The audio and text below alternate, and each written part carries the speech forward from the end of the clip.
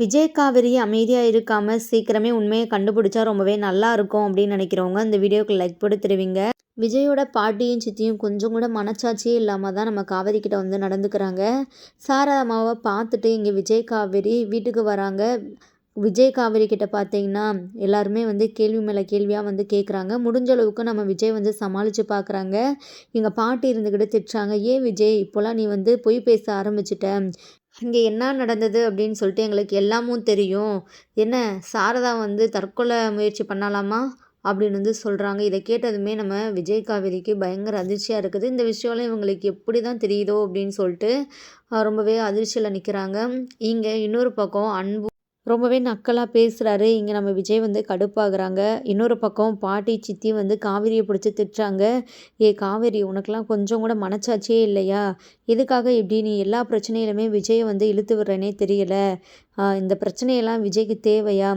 ஒவ்வொரு தடவையும் விஜய் வந்து உங்கள் பிரச்சனையை தீர்த்து வைக்கணும் அப்படின்னு சொல்லிட்டு அவனோட தலையெழுத்தா சொல்லு அப்படின்னு சொல்லிட்டு பாட்டி இருந்துக்கிட்டு காவிரியை கஷ்டப்படுத்துகிற மாதிரியே பேசுகிறாங்க. இங்கே நம்ம காவிரி இருந்துக்கிட்டு, பாட்டி அப்படிலாம் எதுவும் இல்லை, சீக்கிரமே எல்லாமும் சரியாயிடும். வேணும்னா நான் வந்து விஜய் இதுக்கப்புறம் எந்த பிரச்சனையிலையுமே வந்து கூப்பிட மாட்டேன் ஹெல்ப் பண்ண அப்படின்னு வந்து சொல்கிறாங்க. இங்கே விஜய் இருந்துக்கிட்டு காவேரியை வந்து திட்டுறாங்க. காவேரி கொஞ்சம் அமைதியாக இருக்கிறியா அப்படின்னு சொல்லிட்டு. அடுத்து பார்த்தீங்கன்னா நம்ம விஜய் வந்து பாட்டி சித்தியை வந்து திட்டுறாங்க. இப்படிலாம் தயவு செஞ்சு பேசாதீங்க, கொஞ்சமாச்சும் யோசித்து பேசுங்க அப்படின்னு வந்து சொல்கிறாங்க. கங்கா சாரதாம்மாவை கேர் பண்ணி பார்த்துக்கிறாங்க. அவங்களுக்கு வேணுன்றதெல்லாம் செய்கிறாங்க. இங்கே பாட்டி இருந்துக்கிட்டு சாரதாம்மா கிட்ட இந்த மாதிரி நீ உடஞ்சி போயிடக்கூடாது அப்படின்னு சொல்லிட்டு தான் அவங்க முடிஞ்ச அளவுக்கு கஷ்டத்தை வந்து கண்ட்ரோல் பண்ணிகிட்ருக்குறாங்க. சாரதா, காவேரிக்கும் கங்காவுக்கும் இது எவ்வளோ பெரிய கஷ்டமாக இருக்கும். இத்தனைக்கும் அவளுக்கு 2 பேருமே வந்து மாசமாக இருக்கிறாளுங்க. தன்னுடைய கஷ்டத்தை தன் மனசுக்குள்ளேயே போட்டு புதைச்சி வச்சிருக்கிறாளுங்க.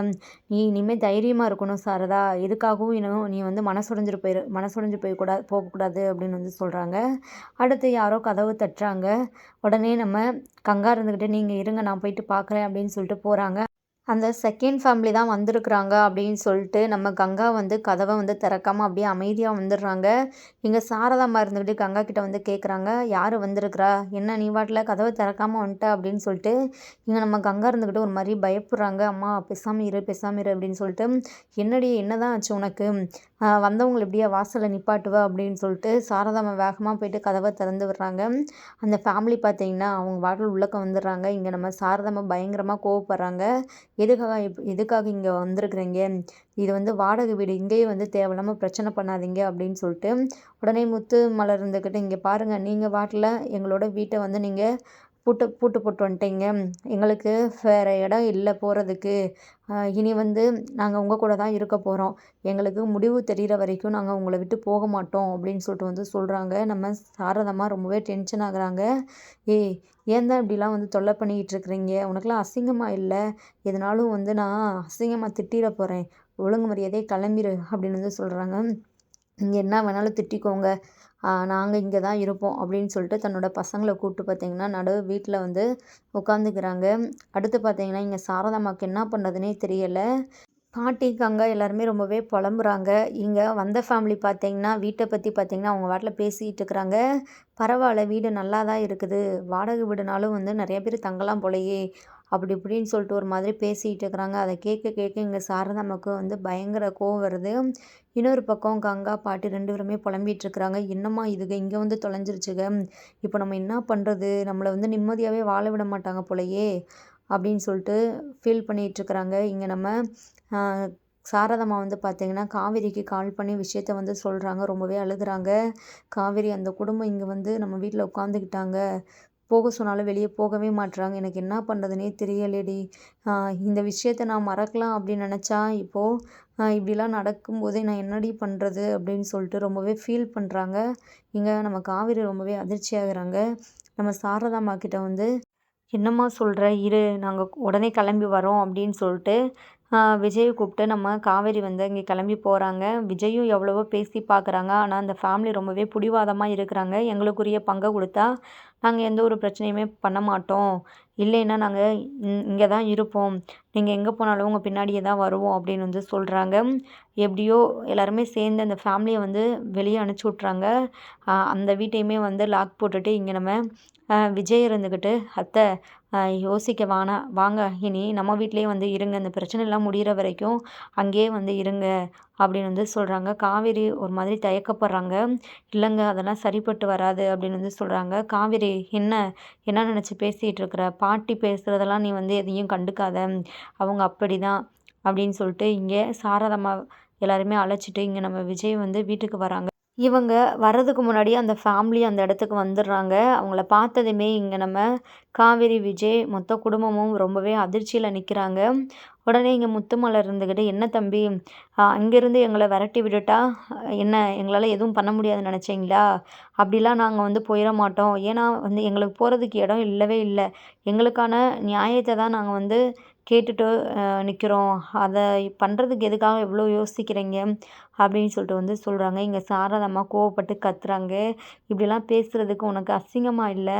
இங்கே பாரு, இது என் பொண்ணு வாழ வந்த வீடு. தேவையில்லாமல் இங்கே வந்து பிரச்சனை பண்ணுறது நல்லதுக்கு இல்லை.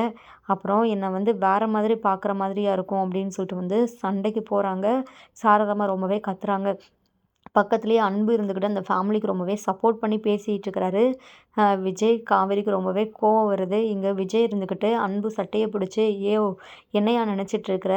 இவங்கள உனக்கு முன்னாடியே தெரியுமா? எப்படி இவங்க கரெக்டாக இந்த அட்ரஸை கண்டுபிடிச்சி வந்திருக்கிறாங்க? நீ தான் இந்த வேலையை பார்த்தியா? அவங்கள நீ தான் இங்கே கூட்டிகிட்டு வந்தியா?" அப்படின்னு சொல்லிட்டு வந்து சொல்கிறாங்க. உடனே அன்பு இருந்துக்கிட்டு, "எனக்கு எதுவும் தெரியாதுப்பா. அவங்களா தான் வந்தாங்க. நான் இப்போ தான் யார் அப்படின்னு சொல்லிட்டு கேட்டு விசாரிச்சுட்ருக்கிறேன். அவங்க அப்புறம் தான் எல்லாத்தையுமே சொல்கிறாங்க." ஏம்மா காவேரி, அப்படியே நல்லவங்க மாதிரியே இது பண்ணுவீங்களே, ஏன் இவங்கள பார்த்தா பாவமா தெரியலையா? அவங்க என்ன கேட்குறாங்க? அவங்களுக்கு சேர வேண்டிய பங்கை தானே கேட்குறாங்க. அதை கொடுத்துட்டு உங்கள் வேலையை பார்க்க வேண்டியது தானே. என்னதான் இருந்தாலும் உங்கள் அப்பாவுக்கு பிறந்த பிள்ளைங்க தானே இவங்க 2 பேருமே. அது இல்லைன்னு ஆகுமா? அந்த வீட்டை நீங்களே வந்து வச்சுக்கலாம் அப்படின்னு சொல்லிட்டு முடிவு பண்ணிட்டீங்களா? அப்படின்னு சொல்லிட்டு வாய்க்கு வந்த மாதிரி பேசுகிறாங்க. இங்கே காவேரி இருந்துக்கிட்டு, "இங்கே பாருங்க, பெரியவங்கன்னு கூட நான் மரியாதை கொடுக்க மாட்டேன். தயவு செஞ்சு வாய மூடிட்டுருங்க. அதான் உங்களுக்கு நல்லது." அப்படின்னு சொல்லிட்டு வந்து சொல்கிறாங்க. கிருஷ்ணா வந்து விஜய்கிட்ட வந்து பேசுகிறாரு. "இங்கே பாருங்க பிரதர், நீங்கள் எங்கே போனாலுமே நாங்கள் வருவோம். என்ன அங்கே கொடைக்கானல்லேருந்து இங்கே வரோம். உங்கள் வீட்டு அட்ரஸ் எதுவுமே இல்லாமலேயே நாங்கள் வரோம். பக்காவாக எல்லாமே கேட்டுட்டு தான் வந்திருக்குறோம். தேவையில்லாமல் நீங்கள் தான் இப்போ பிரச்சனை பண்ணிகிட்டு இருக்கிறீங்க." அப்படின்னு வந்து சொல்கிறாங்க. இங்கே விஜய் வந்து கிருஷ்ணாவை அடிக்கிறதுக்காக போகிறாங்க. அப்புறம் இங்கே ஒரே சத்தமாக இருக்குது அப்படின்னு சொல்லிட்டு இங்கே பாட்டி, தாத்தா, சித்தி எல்லாருமே வராங்க. நடக்கிறதெல்லாம் பார்த்து இங்கே சித்தி இருந்துக்கிட்டு, சித்தி, பாட்டி எல்லாருமே பார்த்தீங்கன்னா காவேரி ஃபேமிலியை கழுவி கழுவி ஊற்றுறாங்க. "ஏ காவேரி, என்னடி நடக்குது இங்கே? விஜய் சொன்னால் வந்து கோவப்படுவ. இதெல்லாம் என்ன என்ன அக்கம் பக்கத்தில் பார்த்தா என்ன நினைப்பாங்க? தேவையில்லாத அசிங்கம் நம்ம குடும்பத்துக்கு தான். இவங்கள இங்கேருந்து அனுப்பிச்சி விடு விஜய்." அப்படின்னு வந்து சொல்கிறாங்க. இங்கே விஜய் இருந்துக்கிட்டு, "பாட்டி, இனிமே காவேரியோட ஃபேமிலி இங்கே தான் இருக்க போகிறாங்க. ஏன்னா இந்த ஃபேமிலி வந்து தேவையில்லாமல் காவேரி ஃபேமிலியை வந்து ரொம்பவே தொல்லை பண்ணுறாங்க. அதனால தான் அவங்க இங்கேயே இருக்கட்டும் அப்படின்னு சொல்லிட்டு நான் கூட்டிகிட்டு வந்துட்டேன்." அப்படின்னு வந்து சொல்கிறாங்க. இதை கேட்டதுமே பாட்டி, சித்தி வந்து ரொம்பவே கோவப்படுறாங்க. "ரொம்ப நல்ல முடிவாக தான் எடுத்திருக்கிற விஜய். என்ன யாரை கேட்டு இப்படி ஒரு முடிவெடுத்த? இப்படி ஒரு முடிவு எடுக்கிறதுக்கு முன்னாடி நீ எங்ககிட்ட ஒரு வார்த்தை கேட்டிருக்கணும். இவங்களெல்லாம் வந்து என்னால் வீட்டுக்குள்ளே சேர்க்க முடியாது. ப நடக்கிற பிரச்சனையெல்லாம் வந்து போதாதா? இங்கே வந்து பெரிய பிரச்சனையை உண்டு பண்ணணும் அப்படின்னு நினச்சி தான் வந்திருக்கிறியே சாரதா." அப்படின்னு சொல்லிட்டு சாரதாவையும் பார்த்தீங்கன்னா பாட்டி ரொம்பவே கேவலமாக வந்து பேசுகிறாங்க. "என்னத்த நீ குடும்பம் நடத்துனே தெரியல. அந்த லட்சணம் தான் இப்போ வந்து இப்படி நிற்கிது. புருஷன் என்ன பண்ணுறான், ஏது பண்ணுறான் அப்படின்னு சொல்லிட்டு பார்க்கணும். புருஷனை ஃபாரினுக்கு விட்டுட்டு நீ நீ நீ இங்கே பாட்டில் வந்து ஊர் மேய்ஞ்சிட்டு இருந்திருப்ப." அப்படின்னு சொல்லிட்டு தேவையில்லாத வார்த்தையெல்லாம் நம்ம பாட்டி வந்து பேசிடுறாங்க. இதனால நம்ம காவேரிக்குமே ரொம்பவே கோவம் வந்துடுது. "பாட்டி, கொஞ்சமாச்சும் பேசும்போது யோசிச்சு பேசுங்க. நீங்கள் பேசுகிறது எல்லாமே தப்பாக தெரியுது." அப்படின்னு வந்து சொல்கிறாங்க. "ஆமாம் ஆமாம், தப்பாக தான் தெரியும். உங்கள் குடும்பமே வந்து இப்போது எனக்கு தப்பாக தான் தெரியுது. என்ன பண்ண வேறு வழியே இல்லையே. எல்லாத்தையுமே சகிச்சு போகிற மாதிரி தான் இருக்குது. எல்லாம் இந்த விஜயை சொல்லணும். விஜய், இங்கே பாருப்பா, நீ என்ன தான் சொன்னாலும் இவங்கள நான் உள்ளக்க வர வந்து அனுமதிக்கவே மாட்டேன்." அப்படின்னு வந்து சொல்கிறாங்க. இன்னொரு பக்கம் இந்த முத்துமலர் ஃபேமிலி வந்து அவங்களுமே பிரச்சனை பண்ணுறாங்க. "இங்கே பாருங்கம்மா, நீங்கள் வந்து பெரியவங்க, இந்த வீட்டுக்கு பெரியவங்க நீங்கள் தான். நீங்களாச்சும் சொல்லுங்களேன், கொஞ்சம் எடுத்து சொல்லுங்களேன்." பாட்டி இருந்துக்கிட்டு பெரிய கும்பிடு போட்டு போயிடறாங்க. "இங்கே பாருங்க, நீங்களே பேசி முடிவெடுத்துக்கோங்க. இங்கே பாரு விஜய், அப்படி அவங்கள வீட்டுக்குள்ளே நீ அழைச்சிட்டு வர மாதிரி இருந்தால் எல்லா பிரச்சனையும் முடிச்சுட்டு தான் நீ கூட்டிகிட்டு வரணும். இவங்க வராங்க அப்படின்னு சொல்லிட்டு இந்த ஃபேமிலியே வீட்டுக்குள்ளே நுழைஞ்சிச்சுன்னா அவ்வளோதான், நான் செம்ம கடுப்பாயிருவேன் அப்படின்னு சொல்லிட்டு போகிறாங்க. பாட்டி வீட்டுக்குள்ளே போய்ட்டு ரொம்பவே கோவத்தோடு இருக்கிறாங்க. இன்னொரு பக்கம் விஜய் இருந்துக்கிட்டு எவ்வளோ அந்த ஃபேமிலிக்கிட்ட வந்து பேசி பார்க்குறாங்க. இங்கே பாருங்கள், எதுனாலும் நீங்கள் கோர்ட்டு மூலமாக பார்த்துக்கோங்க, அதான் கொடைக்கானல்லே பேசியாச்சுல, அப்புறம் எதுக்காக இங்கே வீடு வரைக்கும் வந்து இப்படிலாம் வந்து இது பண்ணுறீங்க. ஆனால் நீங்கள் வந்து நீங்களா வந்து எதுவுமே பண்ணலை, பிரச்சனை பண்ணலை, உங்களுக்கு பின்னாடி வேறு யாரோ இருக்கிறாங்க, அவங்க பேச்சை கேட்டுட்டு தான் இந்த மாதிரிலாம் ஆடிட்டு இருக்கிறீங்க. சீக்கிரமே அவங்க யார் அப்படின்னு சொல்லிட்டு நான் கண்டுபிடிக்கிறேன்.